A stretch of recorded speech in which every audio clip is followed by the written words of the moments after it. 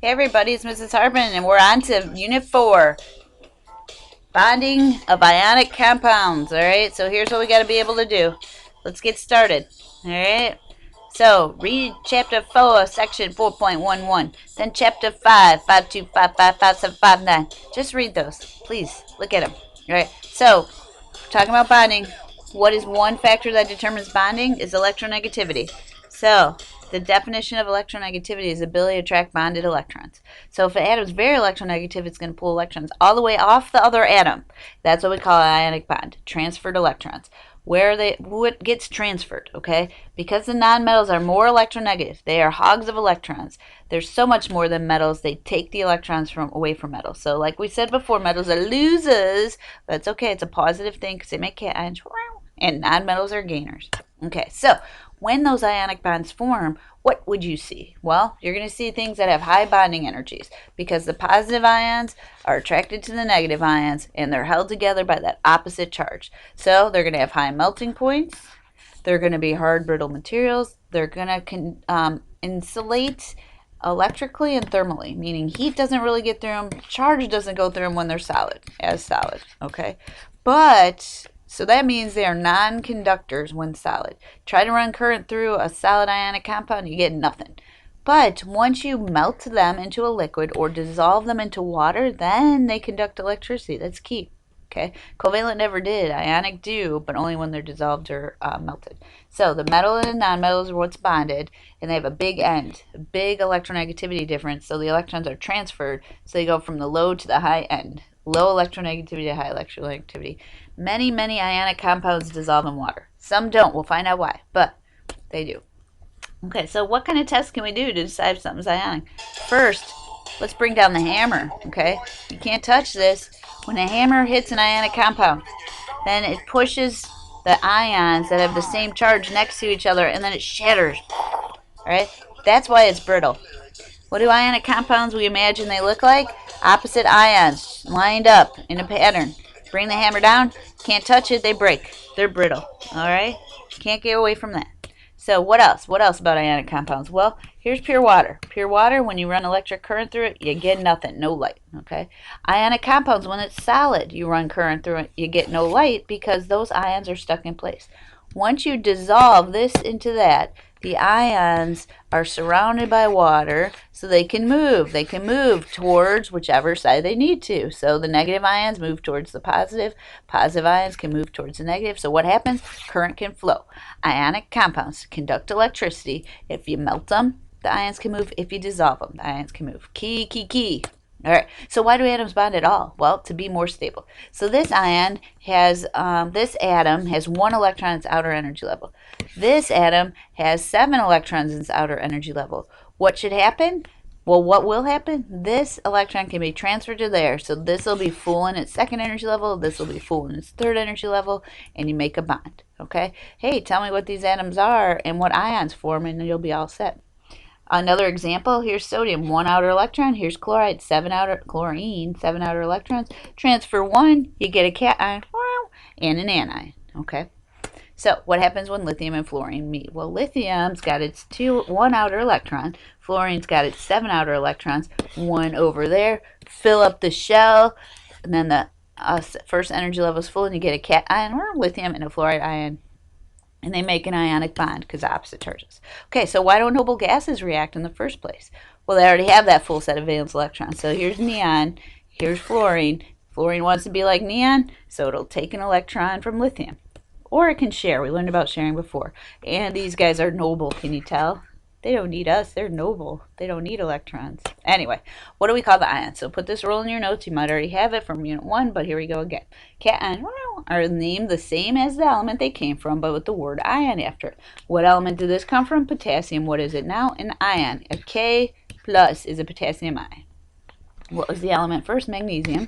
We know now that's an ion, so we have to put its charge next to it. Okay. Anions are named like the element, but the ending of the name changes to IDE. So what element did this come from? Chlorine, but now it's chloride, so we know it's got a negative charge. This came from nitrogen, and we know it's IDE, so we know it's got its -3 charge. Hey, how did she know the charges? I'm so glad you asked. Here's how you know. the charges. Okay, so metals and nonmetals are coming together to make these ionic bonds. So use the periodic table. Remember group 1 plus 1 charge. Remember group 2 plus 2 charge. Remember group 3 plus 3 charge. We're going to go backwards from here. Remember group 7, negative 1 charge. Remember group 6, negative 2 charge. Remember group 3, negative 3 charge. Wow, remember that. So what ion will sulfur form? Well, sulfur's right here. So it's going to form a negative 2 ion. It's going to be called sulfide. All right, what about lithium? Well, lithium's over here. Lithium's going to form a plus 1 ion. It's going to be called lithium ion. Bromine. Bromine is over here. What ions it's going to form? It's going to make a negative 1 ion, and we're going to call it bromide. All right, getting the hang of it? This is fun times. Okay. Ion versus not an ion. How do you know what's the diff? What's the diff? It's the charge, okay? Ions have their own credit card because they can charge, or they have charge. Okay, that was silly.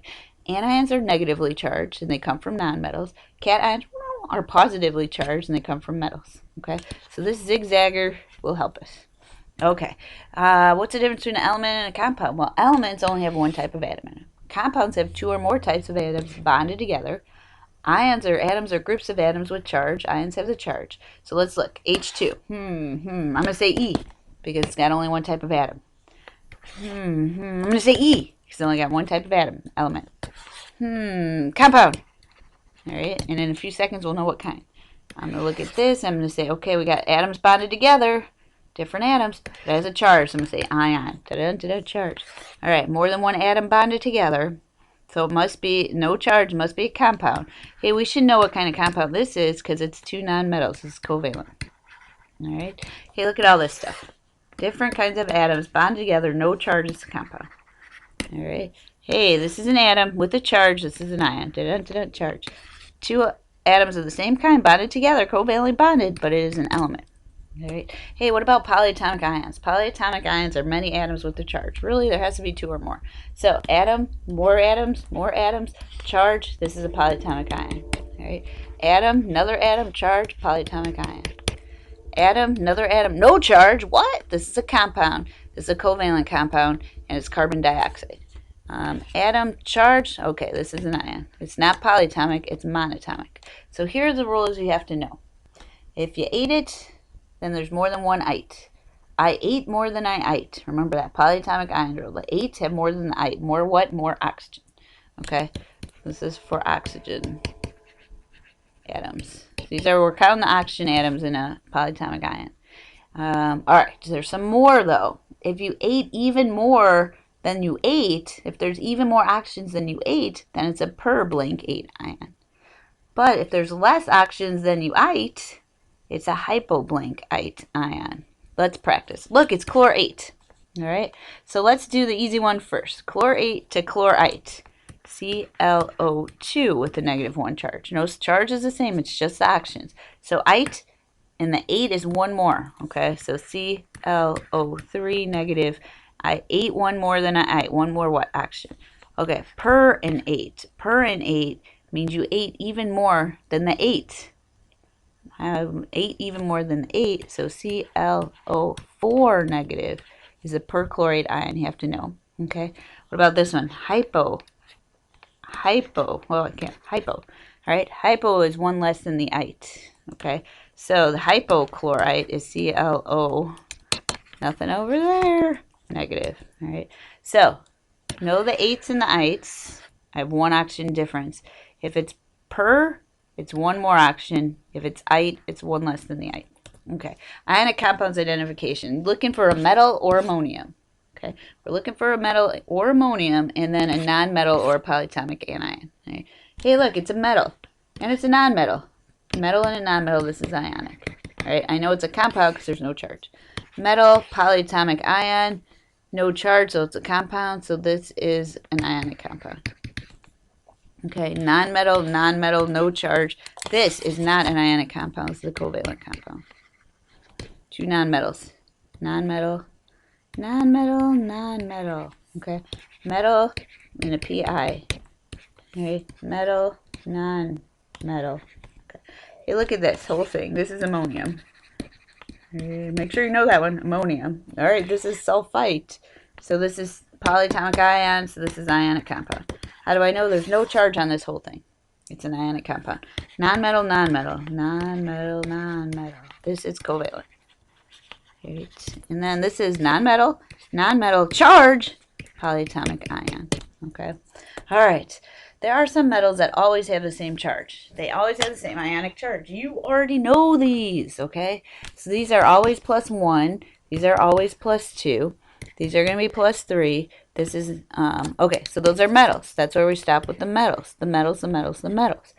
All right, so always group 1 has a charge of +1 when they make an ion because they have, all right, always lose same number of valence electrons. That's why they always have the same charge. So group 1 loses 1, that's why they're +1. Group 2 loses 2, that's why they're +2. Aluminum loses 3, that's why it's +3. And I'm going to give you 2 more always metals, okay? So I'm going to erase this, and you must know +1, +2. You must know aluminum's a +3. You must know that zinc always loses 2, and silver always loses 1. But they make a little a line on your periodic table starting with always aluminum +3, and then zinc +2, silver +1. What about all those other metals? We'll find out. Okay, I call them Roman metals. The other metals that aren't always the same charge have variable charges. Why? They can lose, they always lose, they can lose various variable numbers of outer electrons. Okay, so they don't just lose 1 each time, or 2 each time, or 3 each time. Okay, which metals are the Roman metals? Well, we got all of these. Okay, and then all of these still metals, all right? Notice the ones I didn't highlight. I didn't highlight group 1 or 2 because those are always. Aluminum, zinc, and silver are always. So these are called the Roman metals, red Roman metals, red Roman metals. And they have variable numbers of electrons they lose. So how are we going to identify them? Well, we're going to either see the name of them or we're going to figure out its charge. But if we see the name, all we have to look for are these Roman numerals of 1. So if you see something like iron with the Roman numeral 1, that means it's the iron +1 ion. Okay, if you see something like this, copper with the Roman numeral 3, then it's a copper +3 ion. Okay, hey, look at that. That says iron with the Roman numeral 3. That means iron has a +3 charge when it goes to form this compound. Okay, so know your Roman numerals. 1, 2, 3, 4, 5, 6, 7, 8. Hey, why wouldn't we go over 8? Well, the most electrons any metal can lose is 8 at the most, at the very, very most. Okay, so here's what I need you to do. Memorize your ions, polyatomic, and the charges of always metals. Okay, why do always metals always have the same charge? Because they always lose the same number of electrons. Hey, that's loose. Okay, I corrected myself, so nobody gets candy for that, all right? So make sure you memorize which atoms are always going to make the same charge ion. The Roman metals are all those red Roman ones that are going to have variable charges. And don't forget, give ionic compounds their props, all right? Give them their props, know their props, and you'll be all set. All right, here we go. Reading from the textbook. Please read it, okay? And hopefully here's what you learn, all right? Take a look at it, and remember, when you know chem, you can't touch this.